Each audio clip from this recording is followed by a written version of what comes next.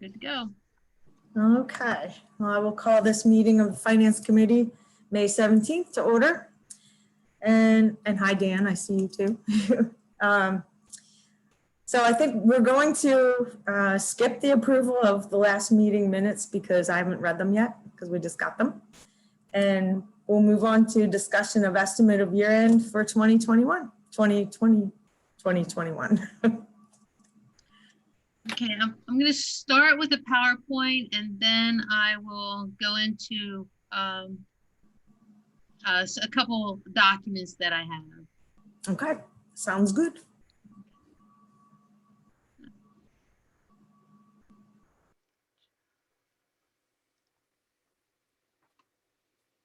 Now, are you seeing it fully on the screen? When I have two screens, I can't really tell which is which. Is it? Yes.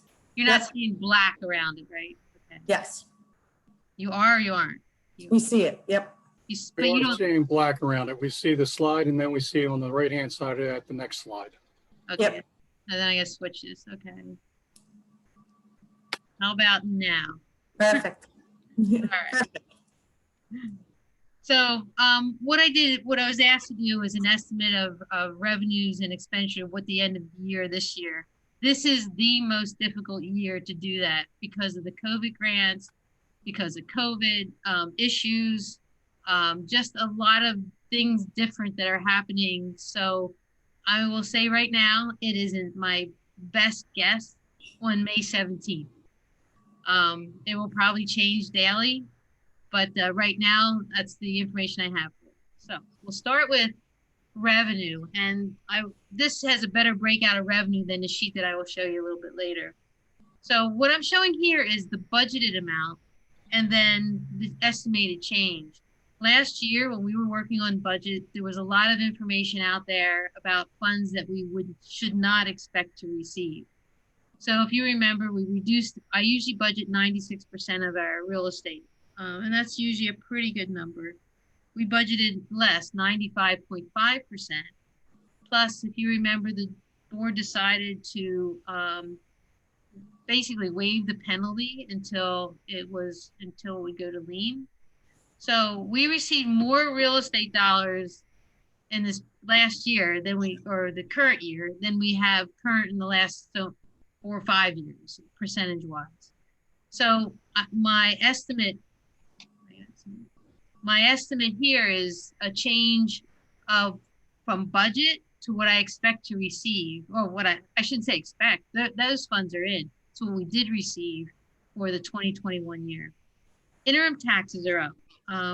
So I budgeted 120. I'm estimating an additional 120 or 240. Again, with COVID, the prediction was there's not going to be a lot of building going on or people moving because you had to stay home. Well, guess what? That didn't come true, which is great because then more revenue is being achieved for 2021. Earned income tax. Again, earned income tax, we had estimates from Berkheimer of what to expect to receive.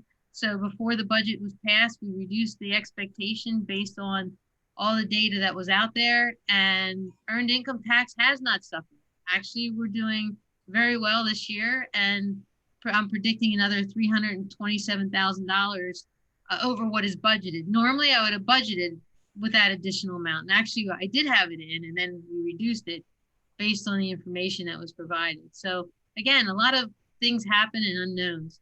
Realty transfer tax, that's another one where we weren't expecting movement because that's, the 1% tax when people purchase a property. We receive 1%, the municipalities receive 1%. So again, that there's been a lot of changes. As you know, they say houses sell quickly and at higher prices than they're put on the market for. Delinquent taxes, we're pretty close, but I'm estimating, I don't have it yet, but I'm estimating by year end that we'll have a little bit more than I budgeted. Interest, well, here we go the other way. Interest, as you probably know, on your own funds is just not happening. The rates have plummeted, which is good for some purposes and not for others. At one time, like a year ago, we received like $450,000 of interest in our budget, which was great. This year we only budgeted 90, And we're not even going to achieve that because of the change of the interest rates. Admissions and fees, again, so we went 1-to-1. We required everyone to have a computer to be able to for virtual learning, which then the decision was that we would not be collecting fees for the technology. Now, if there's damage done by the individual, just like a textbook, they would have to reimburse the district for the damage, but we were not requiring a fee to be paid for the technology. And then there are other fees our admission fees to games. Well, there were no spectators. So those funds, although budgeted, because at the time, we weren't really expecting to be going into the whole year with not having the ability to use our facilities. So that I will not reach the budgeted numbers. Then moving forward, continuing, the Monco Grant. So the county received COVID money just like the school districts, and they decided to distribute some of those funds to the districts so the districts can buy additional PPE. That funds had to be spent in a very short period of time. All the districts were given an allocation. Of course, I didn't budget for it because that wasn't even determined till November or somewhere around there. So that is additional revenue that the district received that was not budgeted for. Rentals, well, we didn't rent any of the facilities. So again, that's a number that's coming out of our revenue that we did budget for. Contributions and donations, I budgeted for the 17.5, which I knew we would receive from St. Luke's due to our training agreement. And then the estimate is greater. One addition there is we received $20,000 for the playground. So plus the St. Luke's money that we'll be receiving. And I think there's some other funds in there also. And then refunds. I did not budget any refunds because often we do not receive any, but this year our workman's comp was, the experience of all the districts was very positive. So part of those refunds, about 87,000 of it roughly, is from workman's comp, from the good experience that we've had. Of course, a lot of what people weren't in during COVID time, so it's tough to get injured when you're not at your location. So that was a good thing. And that was a positive. So in the end, I'm looking over what I budgeted based on the information I just shared with you. And I didn't go over every account, but I'm estimating that 1.5 million more coming into the local funds than was budgeted. But as you can see, COVID created a lot of issues that caused that to happen. So statewide, transportation, I budgeted 1469 and I estimate we'll receive an extra 133. Again, that was difficult to estimate because again, what was required was that we would pay the contract. Well, as you know, we made an agreement to pay the contractor a certain percentage so we can claim all the vehicles at what they were, actually moving them from March to June and counting those days as if transportation was provided as long as we made a payment. So that affected our transportation in a good way. So our estimated additional subsidy is $133,000. Now, the other Safe Schools grants, and you can see I budgeted 349 and I'm saying, no, we're not getting that. Well, it's not that we're not receiving it. It's just that at the time, we didn't know what the funds would be categorized, and they're not state funds. So they were federal funds. So I budgeted under state, but we'll receive it under federal, and you'll see that moving forward. Retirement, estimating an additional 27,000, and in health services, our reimbursement was a little higher than estimated. And remember, a budget is an estimate, and it's done before we even know what we're reporting for reimbursement. And moving forward, federal, other cares, it's not the same amount as I'm showing you the slide because there were other federal funds that are either in or out or not received or coming. So I estimated an additional amount in federal funds of 261,000 altogether. My ending total revenue increase was 1.6. So over what I budgeted, I'm estimating an increased revenue of 1.6. Caution, some of it is going to be COVID funds, which is one-time dollars. The other piece is, you'll see when I get to expenditures, some of the concerns I have moving forward, but let's go on. Expenditures. So at the end, on May 13th, our total expenditures at that point was $52,000 or $52 million, sorry. Our debt service, we have debt service payments in May. So those total the 906.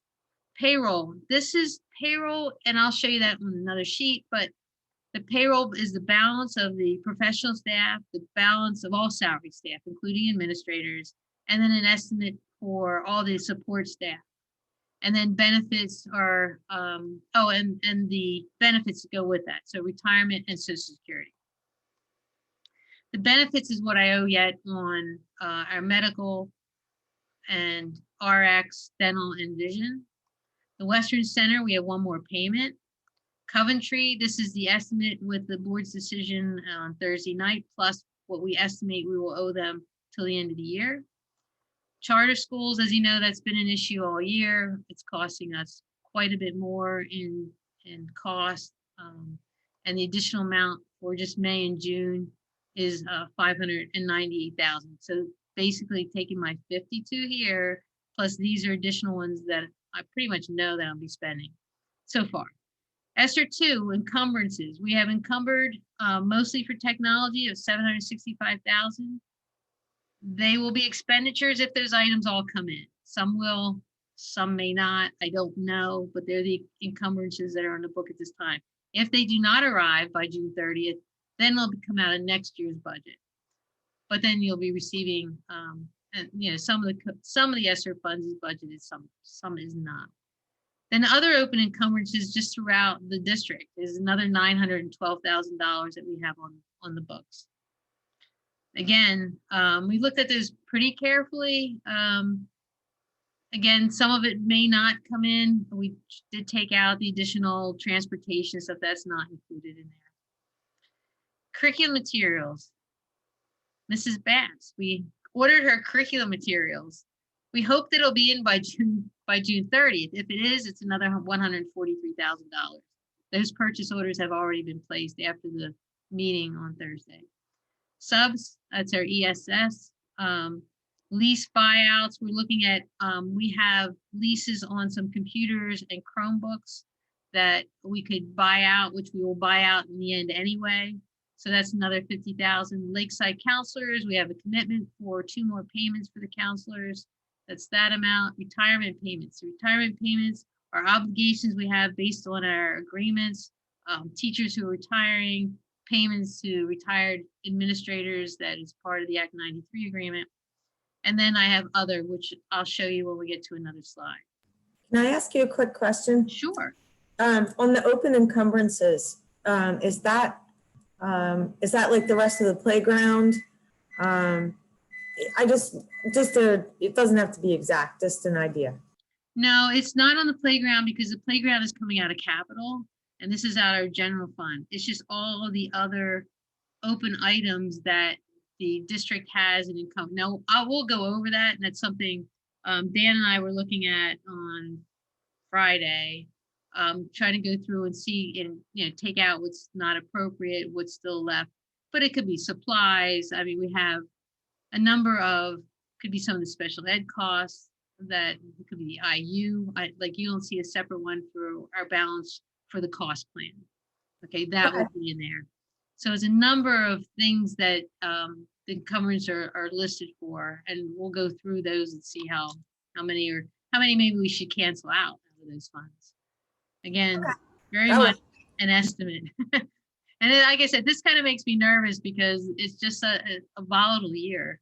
So total revenue, this includes the increase of the additional amount and then the estimated expenditures. So use of fund balance is listed as $448,000 for 2021.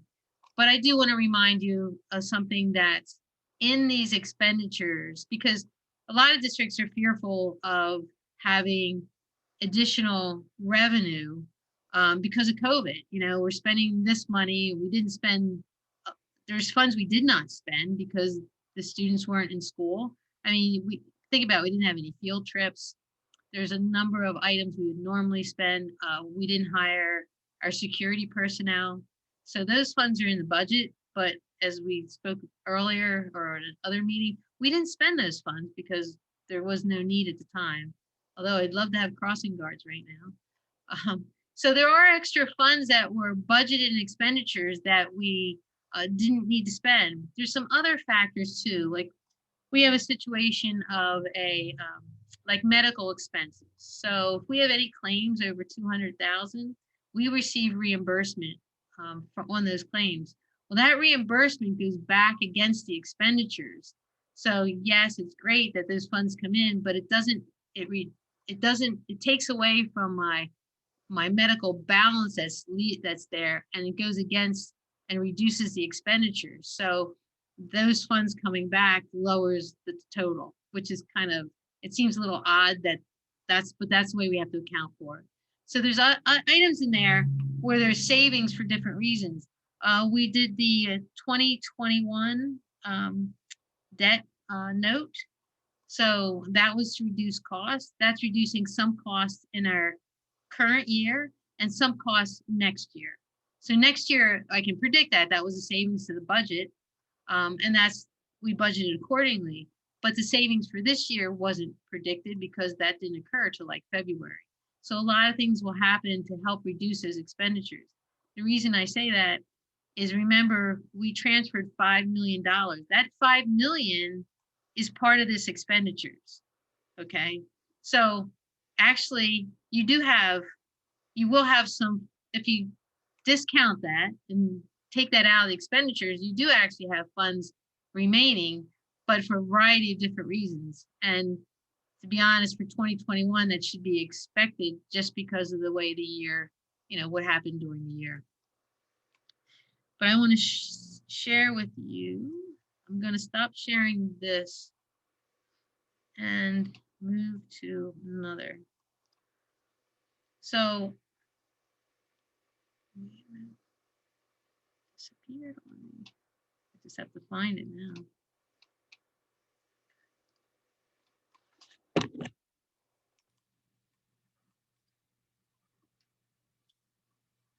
Someone else is coming in. Okay, can you see estimated revenue and estimated expenditures? No, not yet. Okay, then I didn't share it. All right. Maybe get rid of this.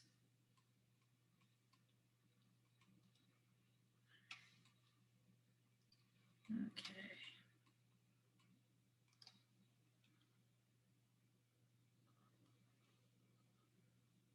That's odd. All right. Here we go. All right, so this one, you can see it now, correct? Estimated revenues, estimated expenditures. Yes. All right, so here, what you saw on the PowerPoint is actually on this, except on the PowerPoint, I broke down where the revenue was coming from. On here, you'll see more with expenditures. So at the top is the budgeted, what we actually budgeted for 2021, and then those extra dollars that I was showing to you earlier for the new estimate and the difference. Then we get to expenditures. Here's my May amount, my total amount. May and June expenditure. Here are the debt issues that we need to pay in May. There's our totals. And then I broke down the payroll areas, professional administrators, and then these other that's their total till the end of their contract for both of them. And then the support staff would be included in these separate predicted payrolls for the 14th and the 28th. And then we have our sports payout, which occurred on Friday. Then the June payments, and then July is going to be slightly reduced because some will have been paid off at the June 25th. They're paid 2 weeks behind, and then July 11th and 25th. So that's down a little bit. And then there's some additional payouts by either Act 93 or contracts. and then ESY and power up costs. So these are estimates, and I would say to you, this is conservative. I thought of maybe a few others that could occur. We will have some probably summer employees that will start in June, that possibly will get paid before the end of June, or at least they'll get paid in July for working June, and that will have to go against the 2021 year. I just don't know who they are at this point. So, I mean, I wasn't overestimating. I think I was a little conservative here. And then, of course, I calculated the retirement and Social Security because they're the main ones. There's some additional for like workman's comp, but it's not a major amount. So I didn't want to overestimate in that area. And then moving down, these are payments that I need to make. I know the payments for Blue Cross, for the RX, the Western Center. Don't ask me why I put up with benefits, but just fell that way. Dental and vision, these are estimates for June, but the Blue Cross and RX are definite, and so is the Western Center.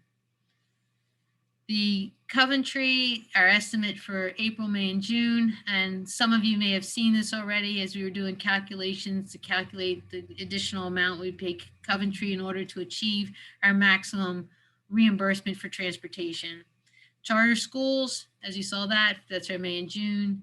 ESSER 2 encumbrances, these are orders that are out there. Technology, some of that definitely will be in, some of that may not be in. I'm not sure, but I don't know at this point. I will know, but moving forward, we'll have a better idea. Then these are those open encumbrances for the district.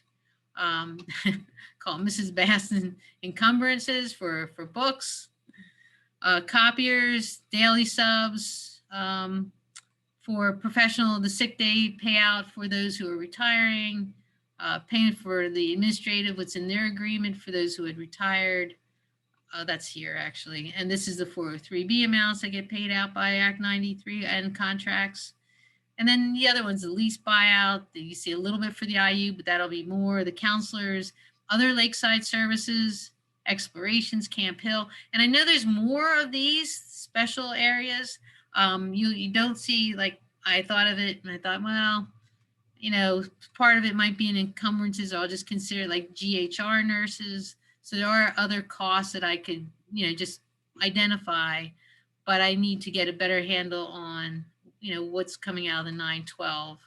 Like I said, we canceled like the rest of Coventry and a couple other large ones, but there's a lot of small encumbrances that are still made. Could be supplies for Doug, just a lot of variety of different items that are actually out there and ordered.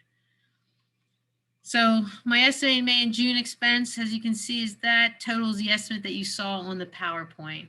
But I wanted to show you this because it was easier. Actually, it's easier for me to see. Plus, it's more defined in the expenditures, just not as defined in the revenues. Excuse me. So if there's any questions on this, I would entertain it. Otherwise, I want to talk about debt service, and it's really just an overview to explain what has happened with our debt service and where we are and what happens in the future. So I can't see everyone, so if someone has a question, just go ahead and unmute and we'll catch you that way. All right. So I will. Okay, it looks like I don't see any questions so far. I don't Go see ahead. it there. Carry on. All right. Debt service. I know this is small. I apologize. I'll make sure it's on the SharePoint. And this is, we actually reviewed this at a different finance committee meeting or a little earlier in the year once we settled the 2021. But I felt it was important, and I'll show you. Whoops. So, and of course, with the refunding, it reduced the expenditure it was pretty evened out, but it reduced it for 21-22 because of the savings. It was basically about $170,000 that we're saving that we would normally have paid if we had not done the refunding for the note.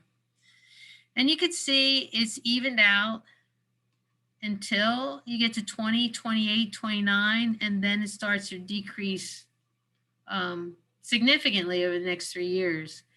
The reason I bring this up is we have in the budget, or Doug has in the budget, it's our budget, a feasibility study to be done for the district. And I think a thought has to go into what that looks like, what we want to achieve, and what the elements are. And that takes time to do it right, and to plan. So, I mean, I'm not telling you what to plan for and how long, and you do know there's some items that are needed. But by doing level debt funding, I mean, we had to make a choice just a short, like a few years ago, when we were doing our funding, whether we do a wraparound or level debt. And I'll be honest, I don't like wraparounds because it causes more interest to be paid by the district. It definitely smooths out your payments, but it's longer payments and it costs a lot more to the district. So we decided we were going to try to deal with the level debt. And if we had issues, we would worry about them later on. So this is perfect. With the level debt, you're looking at in 28, 29 and moving forward as that decrease. Not that you want to borrow more money, but there is some attention that needs to be paid to the, as Dr. Farina would say, the high school. We're doing a lot right now, and with the HVAC systems, the chiller, the boilers, that's part of the Giza project. So the infrastructure is definitely, being put in place. And then the rest will be for instructional purposes. They'll need to be looked at. Not that I'm saying that that's going to be the top of your feasibility study, but I think that'll be one of the components. So it will take time to actually do the feasibility study, to get the results, to make a decision how you want to move forward. But having this, you can plan. I mean, besides, or you can borrow, but I mean, you might be borrowing, plan on when you want to borrow. And if you can wait that long to achieve whatever needs to be done, that's a decision. You can borrow prior to that, but remember that will have effect on your budget and the needed revenue to support that debt. And you may need it sooner, and then knowing that it's going to drop off and decrease, moving forward. So I just thought it was good information to have as you plan, you do go in the feasibility study and plan for the future. And I think that's something that will come up sooner than later, because I know the board, it seems like every member wants to make sure that, we don't leave things go, that everything's taken care of if we can when needed, or those decisions can be made with, with all the information behind it to support it. I hope that was helpful. I don't know. I can show you a graph. That would be pretty. Let's see. You love your graphs. So here's a graph of those payments, and you can see as different ones would fall off, and you can see the decrease. And the decrease is the important part for planning purposes. Like I said, it's not that you couldn't borrow sooner. And as I said in the budget meeting, it's important to keep a reasonable fund balance and to have funds, because we have not had to buy insurance for our debt because of our financial stability, even though, and they've warned me after the last one that they don't know if it might change in a future borrowing, because of the size of our district and our total budget. But they see that it's been healthy. We've been healthy throughout for the last number of years, and careful in spending, and then maintaining a fund balance. So that has been a positive for debt. But if you need to borrow sooner, you can, knowing that it's going to be dropping off in the future years. So I will stop sharing. I hope that was helpful. Yep. I do understand there may be questions after you think about this. Please don't hesitate. Now, my questions probably to you are, knowing what you're seeing, decisions will have to be made on the final budget. We do have one more finance committee meeting prior to that. And I guess the direction that we will need is what the comfort level will be in what level of fund balance do you want to use. I understand we can't raise taxes to take care of the whole thing. First of all, we're not allowed. Second, though, we're currently, even if it was at the max, it's 3.1, at 0, it's 4.5. If the comfort level is much less in the fund balance, then we would have to look at reducing the budget. So that would mean Dr. Roach cutting. No, for us to actually look it through and what we would consider reducing without, seriously affecting instruction. So I throw that out. Anyone's willing to speak?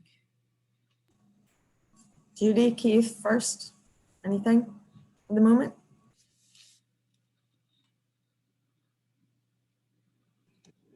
I'm going to be honest, I really need to digest a lot of this information before I can even venture a statement. I'm sorry. There's a lot there to take in. Understand. There is. Keith? Andy, what were the numbers for the, if we did 0 and 2? It was Numbers like, we're using out of fund balance? okay, so 0 was 4.5 and 2 was like 3.7, but I'll check that in a second. I think it was 3-1, wasn't it? 3.1 was if you went 3.7. Oh, that's right. Thank you. I know that one well. Yeah, I forgot. So, hold on. I think I would have this at my fingertips or memorize it by now. I probably have it somewhere on here too. Yeah, I'm sorry. It's okay. Take your time. Oh, I'm looking at the wrong. One other thing to think about as we're, as Judy said, time to process, would there be any helpful information at a workshop to review this with the full board or like other, we have one more besides the other facility, I'm sorry, finance meeting in June. We have a workshop coming up as well, that if there was some information that you want to share again with the full board or another larger discussion, just let us know. I mean, that's a possibility. Similar presentation to tonight, other questions and answers.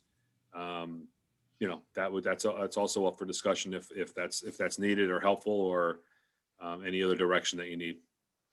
It is 3,781,850 was with the 2%. Keith, anything else? I see you turned your microphone off, so good for now. Judy, did you have more to say? So I just want to make sure that I'm understanding everything presented tonight.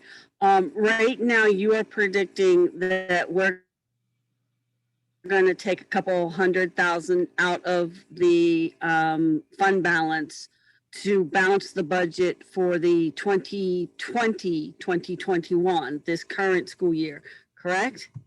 Correct. We will reduce it slightly, but again, it includes that $5 million expenditure. So you still have a fund balance of probably 18, but you have to remember the COVID. I mean, but you have some of that funds are committed, but then you have those COVID funds that are one-time funds that is considered revenue. So it is very confusing. I mean, this has to be a year for, I don't know. And the concern is that, sure, that's going to show up as fund balance, but it's basically going to be, once it's used up, it's gone and not replaceable. I mean, that's what happens with fund balance, but I'm just saying it's just a caution that one-time monies is dangerous, but you just have to plan appropriately. And you as a board have done a great job in planning one-time expenditures. It's just this time it's quite a bit more than normal in the sense of all the dollars that came in because of COVID. And I know it's a lot, Judy. I mean, I'm not sure how to help everyone. Please don't hesitate. Send me, if you have a question any time of the day, just send me an email. I'll get you whatever materials you need to try to support your understanding and how you feel you need to move forward. And you said you already put all this on the SharePoint or you're going to shortly? I will. I'll put this. Okay. I didn't put today's on the SharePoint, but I will. I'll put it under the Finance Committee. That'd be great. Thanks. So I just have one question for now, for a minute. So if all of those, the pluses, the minuses, the expenditures and the revenues pan out for your estimates, what does that leave us as a fund balance? That should leave you with around 18 million. Okay. And how much of that is already committed though? Because a share of that fund balance is already committed. Can you tell me what the uncommitted fund balance you think will be? I mean, obviously I'm not going to hold you to any number, but. No. So I had that somewhere. So There's 5.5 for debt and retirement, and then there's additional, come on, I have this here. So we have balancing the budget was 2 million, and then we transferred for the turf, which, was 150,000, another 500,000, and 100, so 6, 7, 8, 9. Half of it, at least half of it is committed or assigned. So a little more than half. So you're down to unreserved at this point, a little less than 9 million. That's very helpful. Thank you. That is really helpful. Thank you. And that's the thing. I mean, I would like to suggest if we can take some of the funds and move them to capital, you have, and I mean, facilities will have another meeting, but we're down to 3.7, and there's a number of items. I think Doug said, well, I had that on my capital list. And I was like, oh, okay. That was like for the I don't know what's called, panic button or whatever that we have to do with the county. And I'm thinking, oh, that wasn't on my list that I presented to you the other night. That's like $54,000. So there's some items on that we have to seriously consider. And then again, it's money out of capital, and that's perfect expenditure for capital. It's one-time expense. So, we'll have an ongoing maintenance for that item, which will be budgeted, but it is a one-time expense to put it in place. So there's a number of items, and I know there's some attention, like, for example, I don't have on the list, and I think I mentioned it somewhere, it's actually in my minutes. So the Ed Center HVAC system, which was a must list last year, we're still waiting for a number from Noresco for that, because it wasn't a priority. I mean, their priority was trying to figure out how to afford 1B. And then there's a fencing that was a priority for the parking lot for 4.5. That we haven't even discussed, whether it's still a priority or maybe it's not, and maybe that's changed and it's coming off the list. We do know, and I did have this on the list, we knew we have to approach the fields for softball. Again, that's another item that we need to do. I mean, that's not even something that we can put off. So there's some items. Now that one was on the list. So I'm just saying you have used your capital funds appropriately. And I know, Melanie, at the meetings, you have intentions of looking at other things that you feel need to be done. So it's good to know what you can afford and what's there. So if there's an opportunity to add funds, taking the fund balance and earmarking them to capital, I would recommend doing that. But that's my thoughts. Gotcha. Okay, so Judy, you're good, and Keith, you're good for the moment. And I saw Peg flipping her microphone, so go ahead. Well, what Sandy just said there at the end, I think it ties into that feasibility study, which I think is very important. Sometimes I just feel like we are, shooting from the hip, and, we need to really come up with a plan, a strategic plan of what needs to be done and the timeline for doing it. And we need to stick to it. As difficult as that can be, I think we really need to be much more planning minded, if you will. So that's my 2 cents. And always I'm interested in knowing what our per pupil cost is. And yeah, it's going to be a little different with the pandemic, but I think that's a statistic we need every year. What are we costing out per pupil in this district? From my book, that is a statistic that should be available to us every year. And probably should be posted on the website along with other financial issues. So that's my 2 cents. Okay, thanks, Peg. I agree. That's a good number. Let's see. Dana, anything since I see you're on here? I'm on, but I am just gathering information. Okay. just thought I'd ask. Anyone else? Again, I can't see everyone's faces, so I can't tell if you have your hand up or anything, that would be great. All right, I'm not seeing anybody. I don't see Okay. anyone either. No, I don't either. I think I can see everybody now, so just not their faces. All right, so anybody else want to add anything else? And if not, we covered our debt service review as well. So that was the second item on our agenda. And I think, we'll give our finance committee a minute to think about everything. And Alan, you had asked, what do we need to do for our other finance meeting is after our workshop meeting?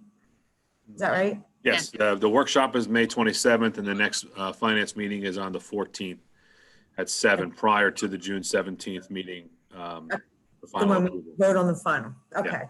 No, I'm just All saying, if you wanted more information presented to the full board that's not here, or if you needed something to continue to work on, or again, as Sandy said, if it's not right now, if it's the end of the week, say, hey, let's take these slides and let's do a better, let's really let the board know where we are, or let's go over the percentages again. Let's go over the debt, let's go over the projected, ending balances, whatever would be helpful.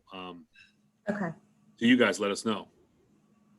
I mean, Okay. I definitely think we're all in the same boat in terms of being uncomfortable with the level of fund balance usage. That's just probably from a cautionary standpoint as that. But I think all the numbers and the history of what you as board members have seen is that counter to that. So. Okay. Well, for now, I do think we need to, since that'll be the last workshop, if you guys could just give us for the full board, because I know I can tell them all to go look at the SharePoint, but it'd probably be easier if we just took a quick look at it and then go over any updates we can have at the next finance committee and go from there. I will urge everyone to come to the next finance committee. That sound like a plan? Yeah, so it sounds like similar to the presentation that Sandy did today. If there's any way to update it between now and let's say the 27th, but pretty much it'll be that same type of information. And maybe I know Peg, we can definitely get you the cost per pupil. I think I've shared that before. So there's a certain number for that form, right, Sandy? Whatever the form is that shows that we use for the charter. I always equate that to the charter school tuition payments and stuff in terms of general ed and special ed. At least those are the numbers that are typically hard and fast, but we can add that in there if that's helpful. Okay, that would be great. I know Peg would be happy to see that for sure. All right, do we have a direction then? Do you need anything else from us, Sandy, at the moment? I guess I'm good. I guess my only concern is if you tell us that, okay, we're only going to raise this, but I want that fund balance down to 2.5. That's sending a message that we have to reduce the budget. I mean, we need a little time if that's going to be the direction. I'm just saying, that's my only concern. If I have to, I don't know where we do it, because we've shown you everything broken down, and it would be basically saying, well, we're not doing this or we're not doing that, but that would be difficult. Now, as Dr. Root said previously, we'll be looking at enrollments and stuff up until we can get an idea if we can reduce a staff member, or if they're not there, if the enrollments are there, or the charter school. Like earlier, I guess he reported that 14 said they're coming back. I'm looking, I didn't do it yet, but it's one I'm thinking, well, maybe I'm going to reduce the budget by 14 charter schools to reduce that number, which will help reduce the fund balance need. So those are items we can control a little bit. But if there's somebody says you can't take more than 3 million, then we have definitely a different picture that we have to consider. Yeah, the good news is, Sandy, I think if we use the timeline that was shared at the last board meeting in terms of the potential parent declaration going out as early as the 28th and wrapping up the 11th, some of that can be cross-referenced the week before the board meeting to see if we do have any more that did choose to come back, although that will be open all summer in terms of some of that, but some initials for that purpose will be helpful, as well as those, like I said, those class sizes and the final sets of staffing that'll be coming through there. So I have a question and I don't want you all to yell at me. Because I just thought of it and I thought maybe I'll ask the question. So if we have we're down some now, but so just for the sake of argument, so say we had 200 kids and 100 of them are not normally in charter and cyber schools. What does that do to our staff? I'm sorry, I'm gonna ask it. Is there any reduction we can take in staff? Do you know what I mean? Like if we have that many less students, is that somewhere you could go? And I'm not saying I want to do that, and don't anybody go saying that to teachers because I'll get my head hammered in, but I just felt I need to ask. It's on the right side of it, so. Yeah, no, that's a fair question. I mean, that's what we've done in terms, it all depends upon what grade level. So 5, 6, 7 kids out of a specific grade level at a specific school has a greater impact than 10 kids across 4 grade levels at the high school. I mean, in terms of staffing, right? So that's why we look at specific enrollment numbers. That's why the principals would love if we already had the parent declaration out, because they want to get going on those numbers, because that's going to help establish that. So I've kind of asked Georgie and the team and explained, we went through all the retirees, and it really seems like, and Andrew, correct me if I'm wrong, the majority, almost down to except 1 or 2 retirees, are all in special area positions.